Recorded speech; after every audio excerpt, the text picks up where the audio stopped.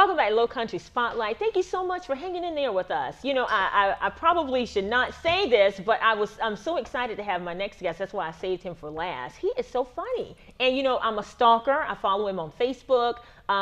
He's on the radio a lot, giving his words of wisdom and his Kevin-isms, as I'm going to call them. But today he's in the Low Country Spotlight studio. So we want to welcome attorney Kevin Kears to the show. Thank you. Good to be here. Yeah. I'm so happy that you're here. I'm so happy to be here. Yeah. I don't get a lot. Yeah. I don't do TV a lot. I got a radio face. That's stop it. You seem like very excited and ready to go. Now, we have no idea what we're talking about today. Absolutely not. Yeah. Okay. So we talked a little. Right? We're going to be extra careful. We talked a little bit about the law. Now, you are very outspoken on social media, but without getting into some of your Kevin-isms, yes. Talk to us a little bit about the social media platform and, you know, why you think it's important, why you think it's so relevant, how you can use it, how you can get burned by it. Go. Oh, wow. I think social media is important because it gives you a chance to reach out to a whole lot more people than you normally would not be able to reach out. I mean, we're sitting here, my office is actually in Moncks Corner, which is a very small town, but I basically have an international reach now through social media. So that's why I think it's important. That's why I think it's a great tool. But we both know once you put certain things out in the universe, you can't really take them back. So it can be dangerous. You got to watch what you say. Yeah. Now, have you had any instances where you hit post or you hit send or you hit OK before you were quite ready and you didn't consider all the ramifications? I have. That's why I thank God they have edit. But anyway. Yeah. And they didn't have edit at first, you know. So it was, but not really, not really. But that's probably because, you know, I say whatever generally. So my filter is very small. Okay. And I think there's such an air of confidence about you. I mean, we've had cases, you know, on opposite sides of cases. Thank you. I appreciate that. Yeah. And I mean, I'll be totally honest with you. I had an attorney that called me and said, hey, you know, I got this case. I think Kevin Kears on the other side. You know, what do you think about him? That to me is the greatest compliment when people, you know, people know your reputation. People know, you know, how aggressive you can be. You know, people have confidence in your abilities, your confidence in yourself. How does that make you feel?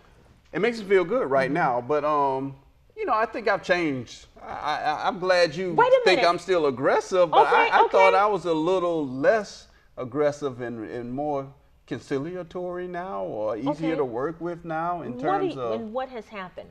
You get older, you get experience. I've been practicing law for about 26 years now. Oh, wow. And I think your perspective changed. And I was talking to my legal assistant about this this week. You do more social engineering now than you do actually trying to be a gladiator for people. Wow. Explain that. I know what it means, but explain well, you understand. You can, what that means. Not to cut you can win, and people don't understand what win means. Yeah. You know, they think I'm going to win, I'm going to get all this money, or I'm going to get the kids, or, you know, I'm going to take the house.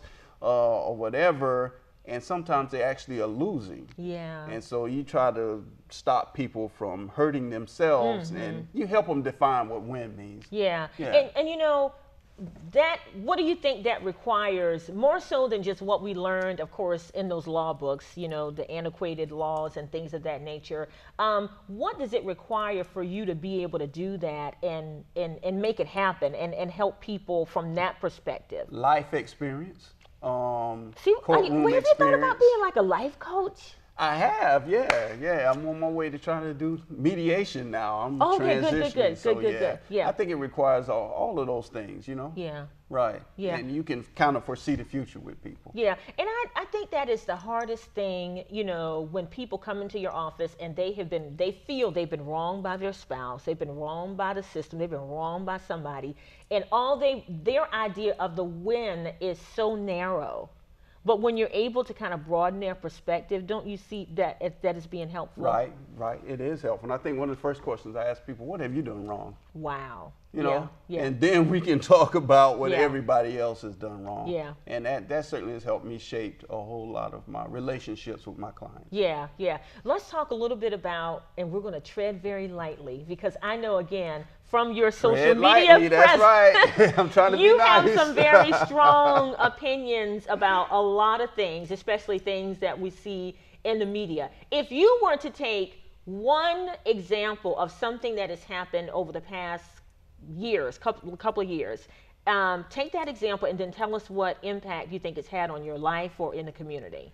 Oh, wow. Let's go with, this is going to be a hot button issue. Oh, but, man. yeah. Don't get my show canceled. No, I'm joking. I'm not,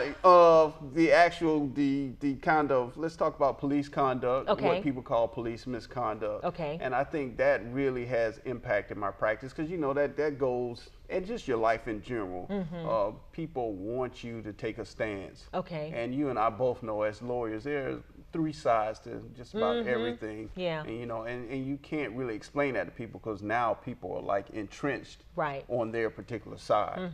And they don't want to kind of give in to the other side because they feel like they're conceding. Right. Did you say something about that recently? Because, I will tell you what I have done. As the mother of 3, African-American sons and 2 African-American bonus children, I have told my children the appropriate way to act in any and all situations.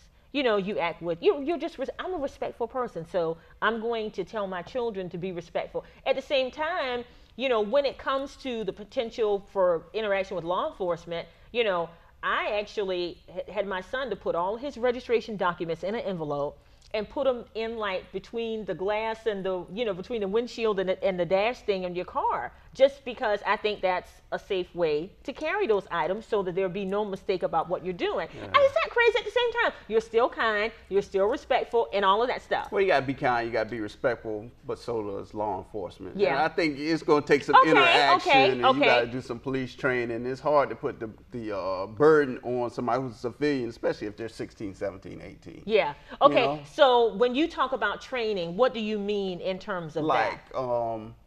Maybe sensitivity training. Okay. Kind of like reshaping people's perspective of other people. I think the media, I know you're in the media, so I'm not going to drag you. You're one of the good guys, right? I understand.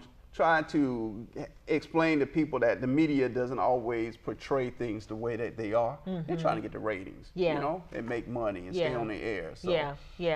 Yeah, I was talking Can't always believe in television, right? Well, I was talking to, one of my friends this morning. We're talking about, watching, one of those channels, like what do you call it? MSNBC, CNN, whatever, the news sites, the cable news channels. And it's kind of like, well, they're on this side of the issue today. The wind is going to blow and they're going to change their stance and they're going to be saying something else tomorrow. So I get that. But, what we say here is the gospel. So you got to believe everything we say I believe it all. That's right. Okay, so what is the next thing for you? I said you need to be a life coach because I like the idea of, you're being more conciliatory and walking through some of your cases from that perspective instead of being like, hard-nosed pit bull. Yeah, so dogmatic all the time. Yeah.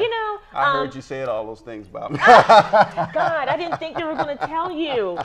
But what is it? What do you foresee next for you in your practice, in your social media efforts? What are you doing next?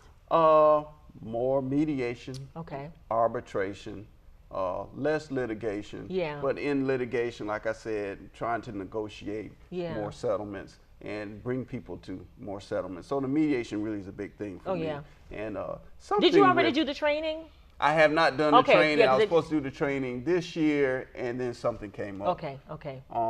But definitely next year. Yeah. It's going to be the training, and I may do the civil trainings.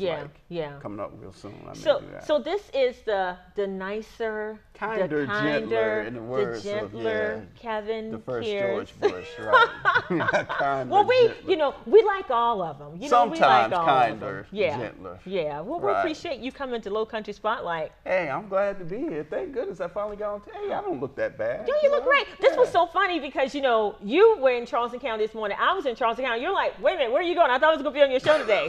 So that was so interesting. And I'm like, wait a minute, though. I will probably beat you there. So anyway, but thank you for coming on. We'll have to have you back on. We'll have all of Kevin's info will be on our Facebook page and our website. Listen, it's been another great week in the Low Country. Thank you so much for watching Low Country Spotlight. We'll see you next week.